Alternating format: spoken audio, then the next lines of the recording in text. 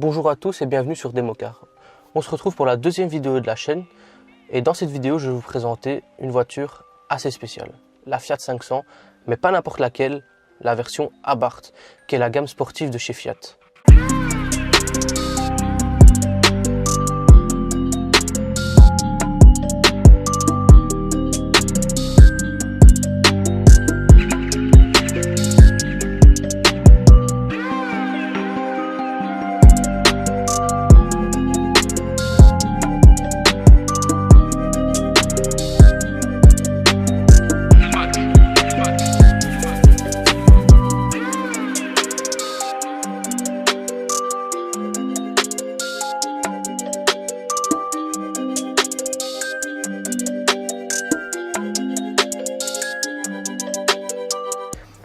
Au niveau extérieur, on est bien sur une sportive, une citadine sportive, comme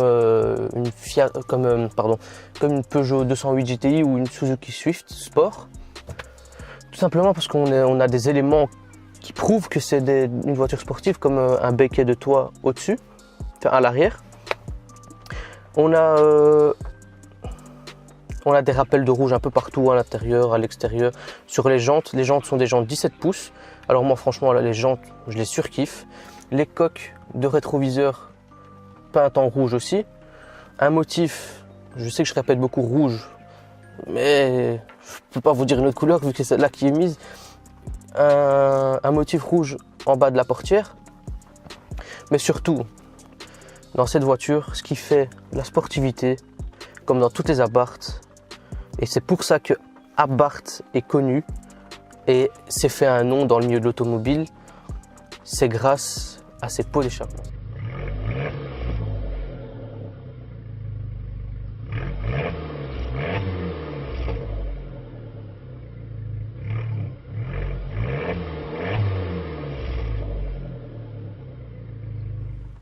Comme vous pouvez le voir, ça fait un bruit juste monstrueux.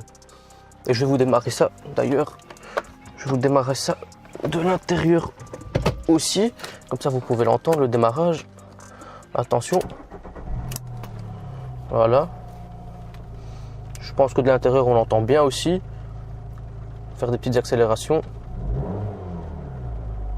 voilà, vous l'entendez bien je crois. Voilà, et dites-vous que ça c'est que dans une toute petite voiture, hein. C'est assez impressionnant quand même. Ah oui, et pour vous expliquer aussi ce qu'est Abarth, parce que Abarth avant était indépendant de Fiat. Abarth, c'était un préparateur sportif, donc il préparait des véhicules de course pour Fiat, Lancia, Alfa Romeo, etc. Ils étaient surtout connus pour leur bruit de pot d'échappement et pour leur excellent moteur, comme vous avez pu l'entendre. Et donc un jour, Fiat et Abarth, Fiat a tout simplement racheté Abarth, et du coup qui en a fait sa gamme sportive, et donc c'est pour ça que ça s'appelle Fiat 500 Abarth tout simplement. Donc c'est un 1,4 litre de 160 chevaux, 5 vitesses manuel, 230 Nm de couple. On a aussi un petit réservoir de 35 litres, ce qui est vraiment pas énorme, donc vous, à mon avis, vous devez passer beaucoup à la pompe pour refaire le plein. Maintenant on va regarder l'intérieur. À l'intérieur, donc on a un volant avec un petit mets-plat en dessous, le logo au milieu, un volant multifonction, donc il y a le mute, volume, changer de poste, monter, descendre, le téléphone, compteur classique, on a aussi le compteur du turbo ici, on a le bouton mode sport ici, les warnings juste à côté. Dommage, juste ce qui est dommage dans cette voiture, c'est qu'on n'a pas d'écran, c'est juste une autoradio, mais bon, on peut pas tout avoir non plus. Ici on a les vitres, les poignées qui sont hyper originales, parce que j'en ai jamais vu des comme ça, des poignées de porte. C'est que des poignées de porte, vous allez me dire, mais ça fait son charme. On a aussi donc à l'extérieur du rouge, à l'intérieur on retrouve du rouge aussi. Les sièges avant sont bicolores, au-dessus on retrouve du noir, et sur le dossier du siège c'est que du rouge, c'est du cuir rouge. À l'arrière, c'est 2 places, donc on a 4 places dans la voiture. C'est 2 sièges arrière en cuir noir, mais évidemment avec des surpiqûres rouges, parce que tout est rouge dans cette voiture, enfin presque. Franchement, l'intérieur est quand même joli. comme je vous ai dit, c'est quand même du cuir, c'est pas n'importe quoi, c'est quand même du cuir. Et donc voilà. Moi je pense qu'on est quand même assis dans une super jolie voiture. Il fait un énorme bruit, comme je vous ai dit juste avant. Et c'est trop plaisant. Franchement, c'est trop plaisant. Après, je vais vous dire, il y a des gens qui disent oui, mais c'est trop petit, etc. Mais comme je le dis, c'est normal. On peut pas se plaindre. C'est un faux problème parce que si les gens achètent et qu'ils se plaignent, c'est pas normal parce que on est dans une citadine. Une citadine, c'est petit. On va pas mettre 5 comment on appelle ça, 5 sacs de course à l'arrière. C'est normal. On est dans une citadine. Là encore, on peut rabaisser les sièges, mais même là, vous n'allez pas avoir énormément d'espace. Évidemment, pour tout ce qui est long voyage, etc., je vous conseille pas d'aller avec cette voiture.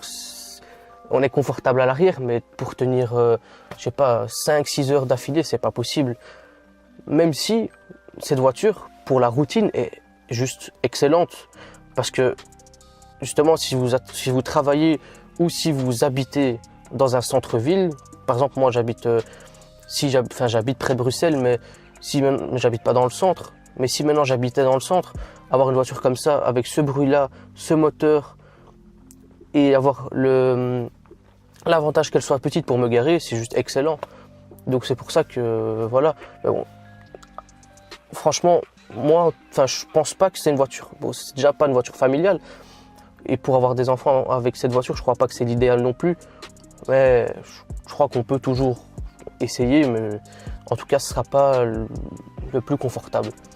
Je suis désolé de faire toute la vidéo à l'intérieur, mais dehors, il fait juste un temps exécrable. Donc vous aurez juste la présentation visuelle. Donc voilà. En tout cas, je remercie Vitale Motor, qui est un garage de véhicules d'occasion qui se situe. Ils ont 2 garages, c'est un au Reux et un à Mons. C'est grâce à eux que je fais cette vidéo parce qu'ils m'ont je leur ai envoyé un email et ils m'ont gentiment répondu comme quoi il n'y a pas de problème, que je pouvais aller faire la vidéo, etc. Et donc c'est super sympa à eux de m'avoir prêté ce véhicule pour le temps d'une vidéo. Parce que comme je dis, je me plains pas, ce qui est normal. Les autres garages quasi ne me répondent pas parce qu'ils ne nous prennent pas vraiment au sérieux, vu que je viens de commencer, je viens de débuter.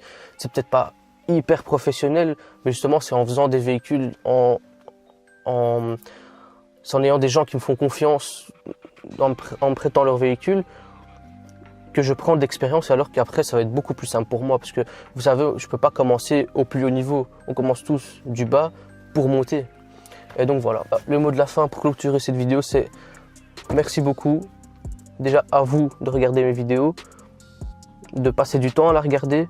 Même vous pouvez me dire ce que vous en pensez par commentaire, mettre un like si vous avez aimé, ne pas mettre de like, mettre un dislike si vous n'avez pas aimé. Il n'y a pas de problème, ça me prouvera juste que je dois encore m'améliorer pour améliorer certains points. Et je vous promets que dans la prochaine vidéo, je partirai avec la voiture, la tester et rouler avec. Il n'y aura pas de problème. Et donc voilà, merci à Garage Vitale. Je vous mets tous les liens du garage dans la description. La voiture donc aussi est à vendre, donc je vous le mettrai aussi dans la description, la page, etc. Et sur ce, merci beaucoup à vous d'avoir regardé cette vidéo. Je vous souhaite une très bonne journée. Ciao ciao.